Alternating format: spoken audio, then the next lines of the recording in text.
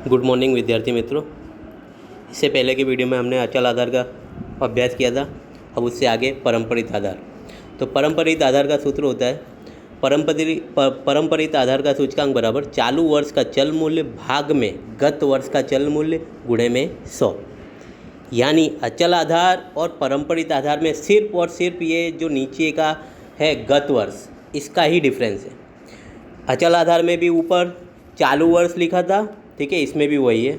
गुणे में 100 होता था, इसमें भी वही है। सिर्फ अचल आधार में कि यहाँ पे गत वर्ष की जगह क्या आता था, आधार वर्ष, जो हमेशा फिक्स होता है। और परम्परित आधार में क्या लिखा आता है, गत वर्ष, ठीक है। तो ये सूत्र में डिफरेंस है दोनों के। अब जैसे हमने पहले देखा था उसी प्रकार 1.1 का सवाल हम जो पहला है उसी को करेंगे, ठीक है। 1.1 का पहला सवाल, तो उसकी कीमत ये वर्ष, ठीक है, दैनिक औसत वेतन 2008 से लेके 15 तक का, ठीक है, और उनकी कीमत जो दी गई है 8 से 15 तक की, वो लिखी, ठीक है। अब उसके बाद मैंने यहाँ पे सूत्र लिखा, परम्परित आधार का सूचकांक बराबर चालू वर्ष का चल मूल्य भाग में गत वर्ष का चल मूल्य गुणे में 100। अब मैं सूत्र के हिसाब से पहले से कीमत रखना चालू करता हूँ। तो अगर मैं पहले सवाल पहली लाइन पे आऊँ तो 2008 के वर्ष में चालू वर्ष का चल मूल्य कितना है, 275 लिखूँगा मैं। फिर गत वर्ष बटे में, तो बटे में गत वर्ष 2008 से पहले का वर्ष है नहीं है, इसलिए हमेशा पहले कितना लिखा होता है, 100 लिखा होता है। कितना लिखने का, 100 लिख देने का, ठीक है। दूसरे साल से चालू करते हैं, तो 2009 के लिए, तो 2009 में चालू वर्ष का चल मूल्य कितना है, 284, ठीक है। फिर गत वर्ष यानी इससे पहले का साल, तो 2009 से पहले का कितना आएगा, 8 की कीमत कितनी है, 275। तो देखो यहाँ पे कितना लिखा होगा, 275 और गुणे में 100। ये मैंने कीमत दर्शा दी। ऐसे ही 10 किस दर्शाता हूँ, तो चालू वर्ष का चल मूल्य कितना है, 289 लिख दिया, देखो ऊपर, ठीक है। गत वर्ष यानी इससे पहले वाला साल कितना है, 2009, उसकी कीमत कितनी है, 284। तो 289 बटे 284 गुणे 100, इसको दर्शा दिया। इसी प्रकार मैं कीमत दर्शाते जाऊंगा, यानी चालू वर्ष 293, गत वर्ष कितना है, 289 गुणे 100। चालू वर्ष 297, गत वर्ष कितना, 293 गुणे 100, तो ये 12 का भी हो जाएगा। फिर 13 में चालू वर्ष 313, गत वर्ष 297, तो गुणे 100, तो ये भी दर्शा दिया। फिर 2014 में चालू वर्ष 328, ठीक है, गत वर्ष 313 और गुणे में 100, तो ये भी दर्शा दिया।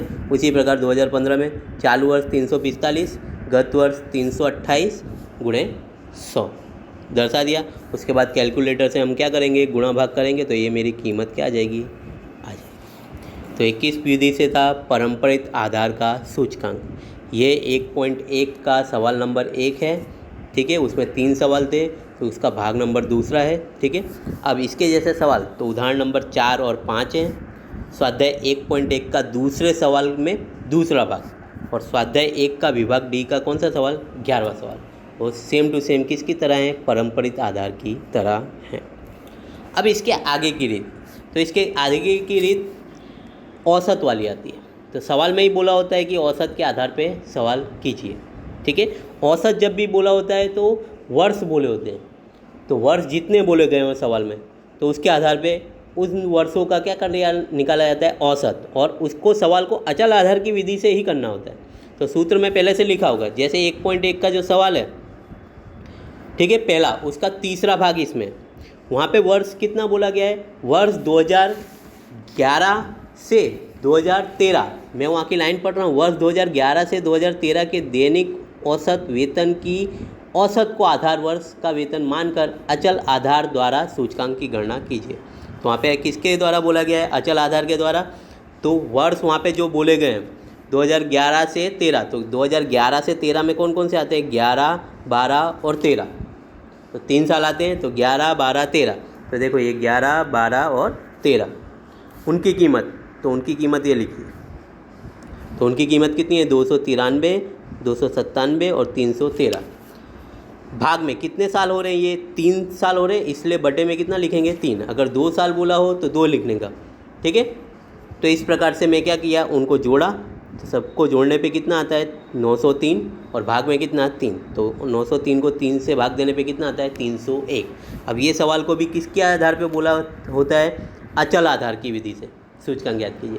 पर जब पहले सवाल हमने देखा था अचल आधार में क्या था, आधार वर्ष फिक्स था। यहाँ पे आधार वर्ष को क्या बोला गया होता है, औसत पे निकालने का। पहले मैंने उसको क्या किया, औसत के आधार पे निकाला। यहाँ पे सवाल में कितना बोला था 2011, 12 और 13 के वर्ष को औसत निकालने का।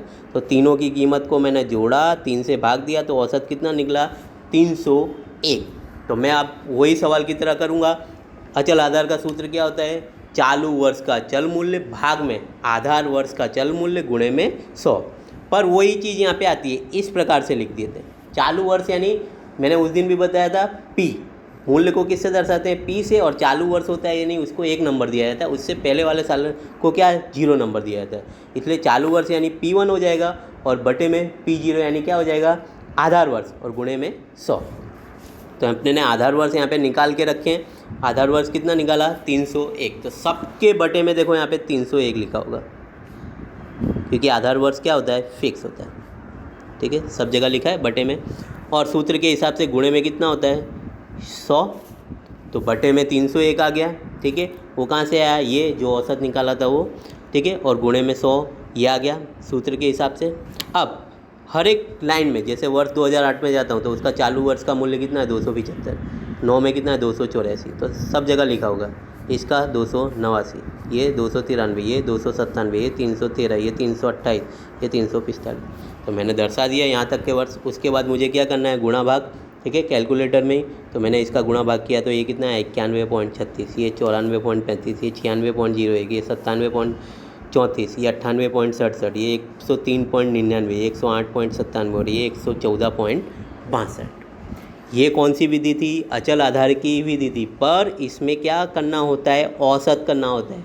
औसत कैसे करने का, तो उसमें सवाल की लाइन में ही बोला होता है कि इतने वर्ष का क्या करना है औसत। जैसे ये सवाल में क्या बोला था 2011 से 13, तो 2011 से 13 यानी ये दिया गया है।